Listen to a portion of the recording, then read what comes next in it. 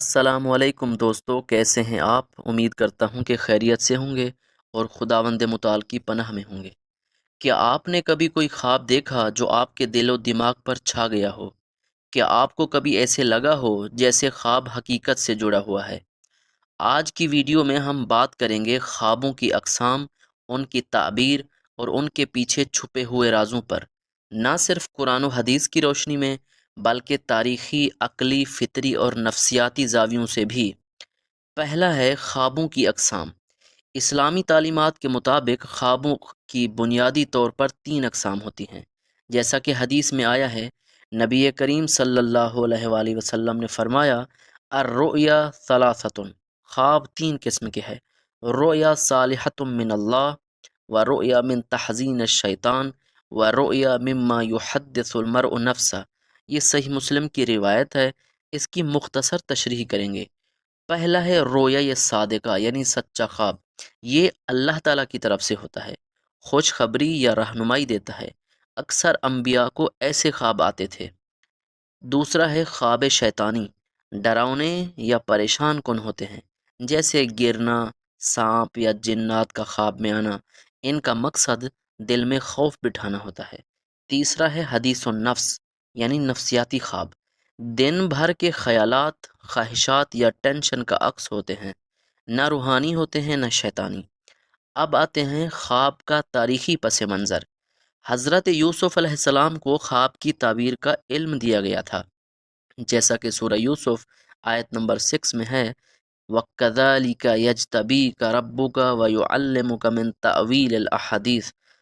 حضرت یوسف علیہ السلام خوابوں کے ذریعے بادشاہوں کے فیصلے کرتے تھے، جیسا کہ 7 موٹی اور 7 دبلی گاؤں والا واقعہ آپ نے قرآن سورہ یوسف میں ضرور پڑھا ہوگا۔ یہ ان کی ہی تعبیر تھی۔ فرعون کے زمانے میں بھی خوابوں کو ریاستی فیصلوں میں اہمیت دی جاتی تھی، اور یونانی فلاسفہ جیسے ارسطو نے خوابوں کو جسمانی کیفیات اور ذہنی عکس قرار دیا تھا۔ عقلی اور منطقی تجزیہ کرتے ہیں۔ اکثر خواب مکمل طور پر بے بنیاد ہوتے تو انسانوں کو ان سے کوئی فائدہ نہ ہوتا۔ لاکھوں لوگ خوابوں سے خبردار ہو کر فیصلے بدلتے ہیں، کچھ بچ جاتے ہیں، کچھ فیصلے میں آ جاتے ہیں، اور کچھ اپنا فائدہ لیتے ہیں۔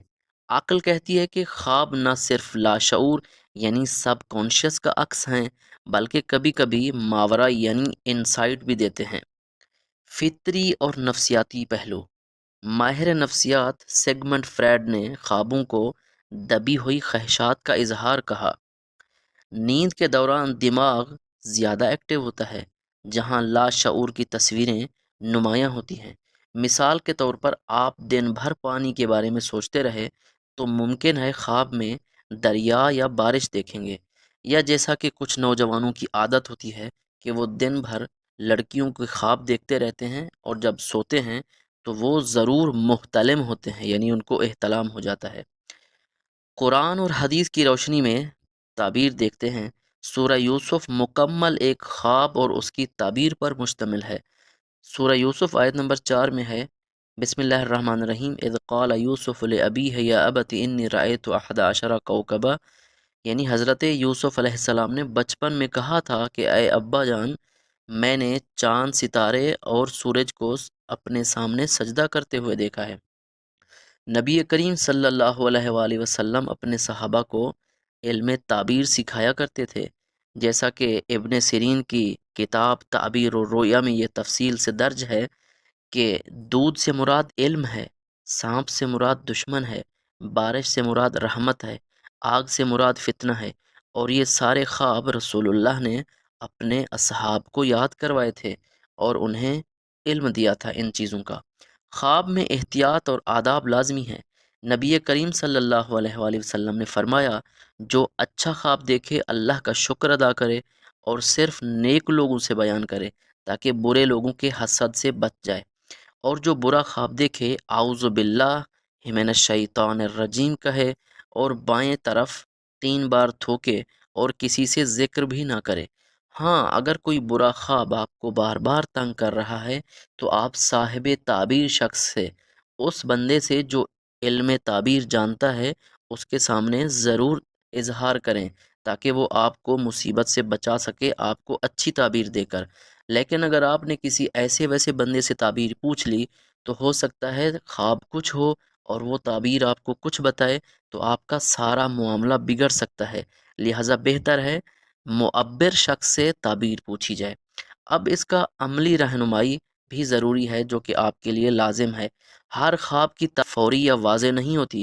اوپر آپ نے دیکھا کہ حضرت یوسف علیہ السلام بچپن میں کہہ رہے ہیں کہ بابا جان میں نے چاند، سورج اور ستاروں کو اپنے سامنے جھکتے ہوئے اور سجدہ کرتے ہوئے دیکھا ہے، لیکن 30 سے 35 سال بعد یہ تعبیر مؤثر ہوتی ہے کہ حضرت یوسف علیہ السلام کے ان کے والدین سجدہ کرتے ہیں، اور یہ سجدہ تعظیمی تھا، اور ان کے بھائی بھی ان کے سامنے جھکتے ہیں۔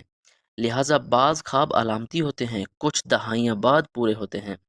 ہر شخص خوابوں کی تعبیر کا اہل نہیں ہوتا، اس کے لیے علم، تقوی اور بصیرت ضروری ہے۔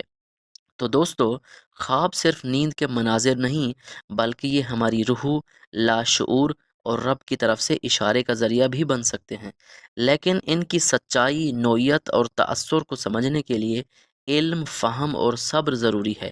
اگر آپ نے کوئی خواب دیکھا ہے اور اس کی تعبیر جاننا چاہتے ہیں تو نیچے کمنٹ کریں یا ہمیں اگلی ویڈیو کے لیے موضوع تجویز کریں، ہم اس موضوع پر ایک ویڈیو بنائیں گے۔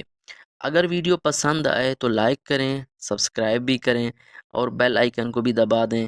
امید کرتا ہوں کہ آپ ہم سے خوش ہوں گے۔ خداوند متعال آپ سے خوش ہو۔ والسلام علیکم ورحمۃ اللہ وبرکاتہ۔